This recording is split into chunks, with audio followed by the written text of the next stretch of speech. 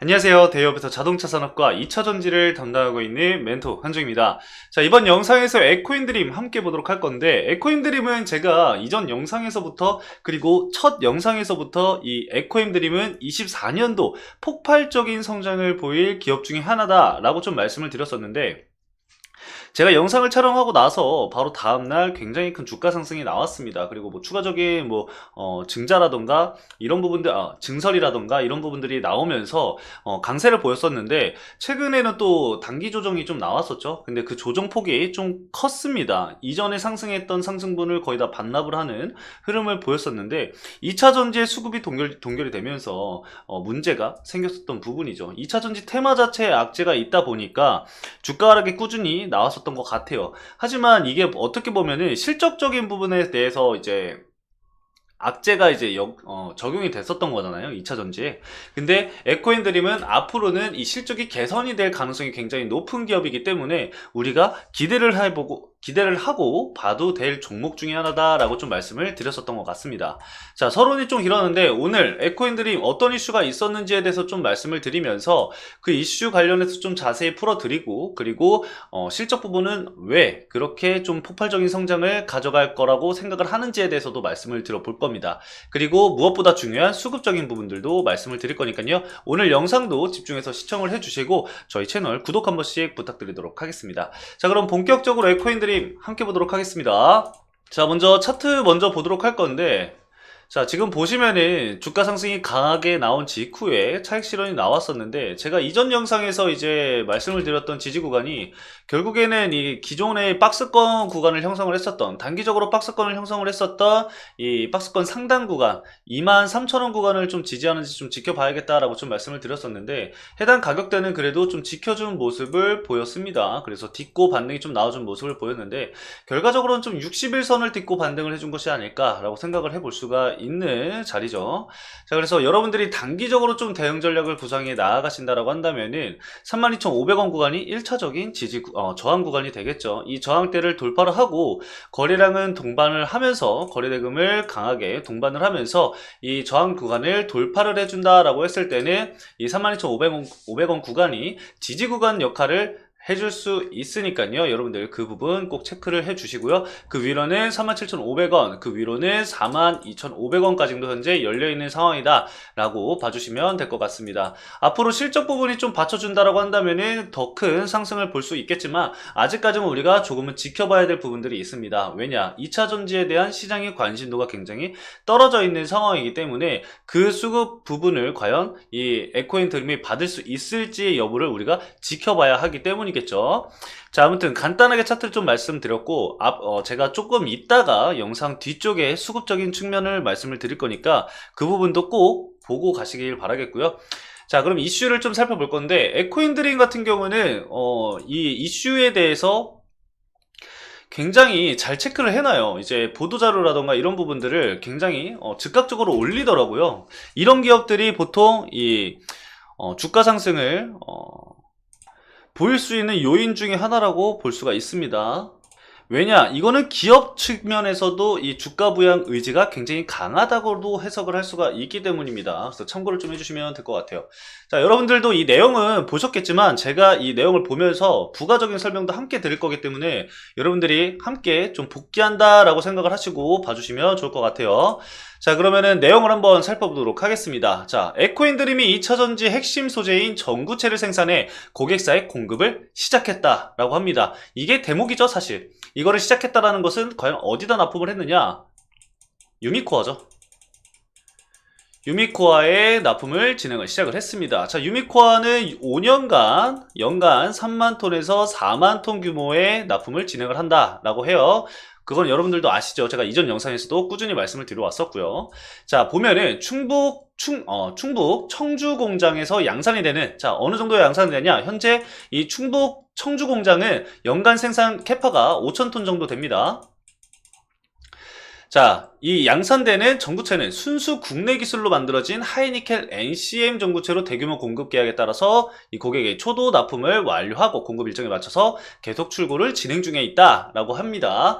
일단 이것도 가장 중요해요. 국내 순수 국내 기술이다라는 것도 중요하고, 그리고 이 최초 타이틀도 가지고 있습니다. 국내 전구체 기업 최초로 이 해외 다국적 기업과의 5년간 이 대규모 계약을 체결한 기업이 바로 에코앤드림이다 라고 볼 수가 있겠습니다.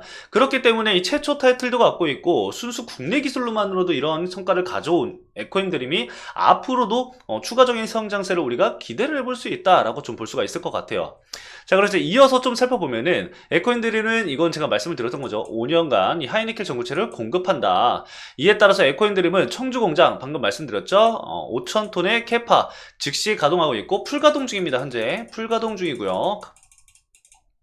새만금 공장 3만 톤 설비도 완공과 동시에 빠른 시일에 이 완전 가동하는 공급 일정을 확정해서 신속한 양상 체제를 구축했다라고 합니다. 자, 일단은 새만금 공장도 좀 말씀을 드려볼게요. 결국에는 새만금 공장이 모두 다 완공이 된다라고 했을 때는 최종적으로 3만 5천 톤의 이 생산 캐파를 가지게 됩니다. 연간 생산입니다. 연간 이 3만 5천 톤의 생산 캐파를 가지게 되는데, 현재 새만금 같은 경우는 2만 톤과 그리고 1만 톤으로 현재 나뉘어져 있다고 보시면 돼요. 자, 왜냐? 기존에 이제 새만금의 공장을 진행을 했을 때, 준공을 했을 때 그때는 이제 생산 규모가 2만 톤이었어요.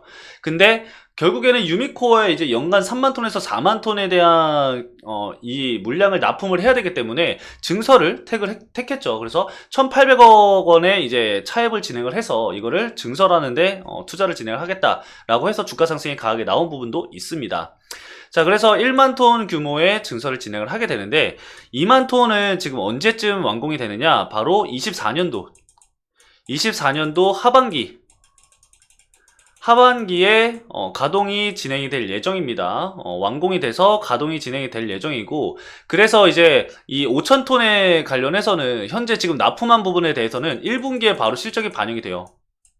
1분기에 실적이 바로 되기 때문에 하반기에 이제 이 2만 톤 규모 준공이 된 거, 이 연간 생산 2만 톤 규모의 준공이 된 거에 대해서 풀캐파로 진행을 했을 때 연간 2만 5천 톤 가량의 풀캐파로 진행이 되는데, 아무래도 생산 중간에 이제 진행이 됐기 때문에 2만 5천 톤까지는 좀 그렇고, 제가 봤을 때는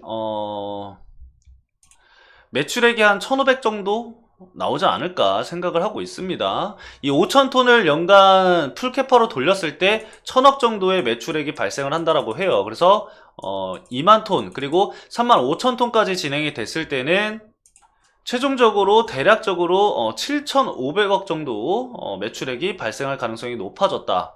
근데 이제 현재 이 에코앤드림의 매출액은 1,000억이 안 되는 상황이죠. 굉장히 큰 성장을 할 수 있다. 퀀텀 점프를 할 수 있는 기회인 겁니다. 그렇기 때문에 24년도에 이 에코앤드림이 폭발적으로 성장할 수 있는 기업 중에 하나다라고 말씀을 드리는 겁니다. 명확하게 이해를 해주시고 넘어가 주시는 게 좋을 것 같아요.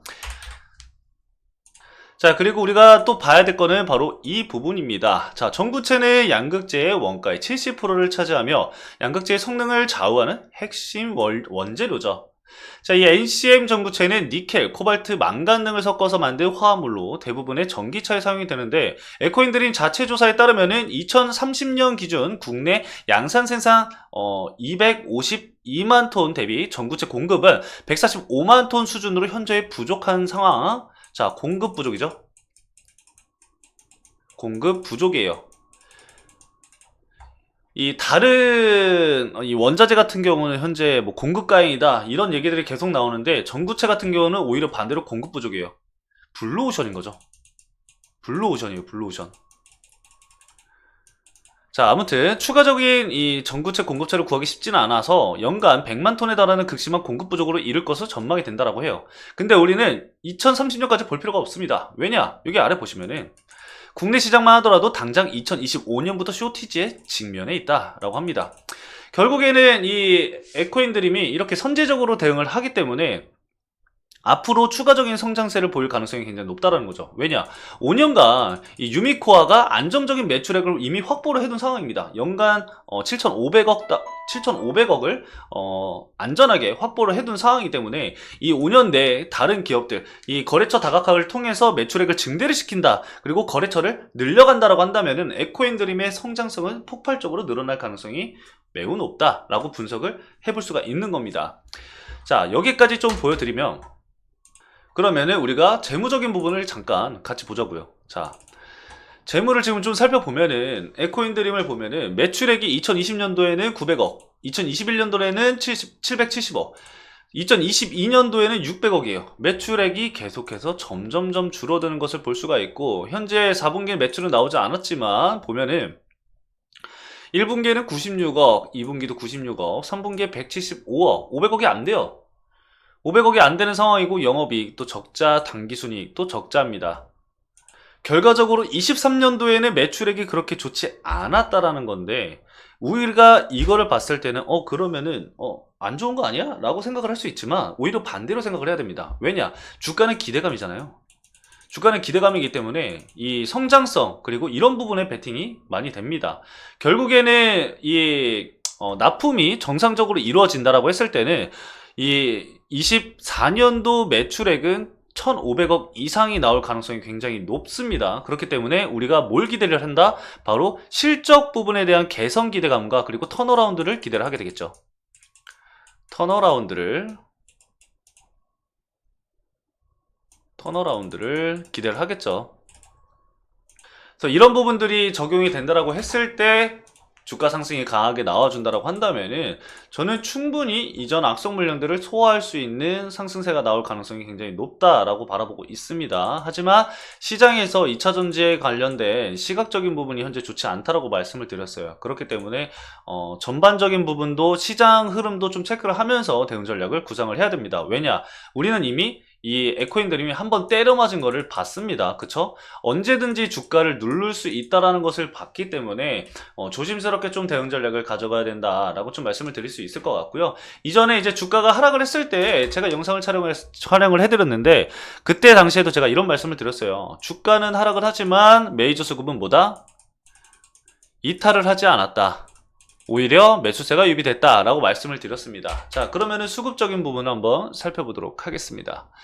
자, 보면은 에코인드림은 제가 과거에서부터 말씀을 드렸지만 이 개인들의 매수세가 굉장히 강하다라고 말씀을 드렸어요. 결국에 주가 상승이 좀 더 강하게 나오려면은 개인보다는 좀 더 특정 주체가 필요합니다. 그래서 최근부터 매수세가 유입이 되는 증권사 쪽이 어딘지를 좀 체크를 해보면서 대응 전략을 구상해 나가는 게 좋겠죠. 오늘 같은 경우는 삼성증권 쪽에서 좀 강한 매수세가 유입이 된 상황이에요. 물론 매도 상위에 찍혀있지 않은 상황이기 때문에 순수하게 순매수가 찍혀있는지는 내일 최종 집계를 좀 지켜봐야 될 거지만, 오늘 집계 부분만 살펴본다라고 했을 때는 순매수세가 유입이 되면서 12만 주가량으로 물량을 늘려가고 있는 상황이고요. 유아 같은 경우도 원래는 매수세가 유입이 되지 않았다가 주가가 하락하는 시점부터 매수세가 유입이 됐거든요. 주가가 하락하는 시점부터 꾸준히 매수세가 유입이 되면서 현재까지 72,000주까지 매집이 된 상황입니다. 그래서 해당 물량도 우리가 좀 체크할 필요가 있다라고 좀 말씀을 드릴 수 있을 것 같고요. NH투자증권도 현재 13만 주 정도를 보유를 하고 있는 상황이고, JP모건 같은 경우는 주가가 이제 반등이 나왔던 시점에서 단기적인 차익 실현 물량이 일부 나왔습니다. 그래서 외국인 물량은 추가적으로 유입이 되는지는 좀 더 지켜봐야 될 부분이다 라고 좀 볼 수가 있을 것 같아요.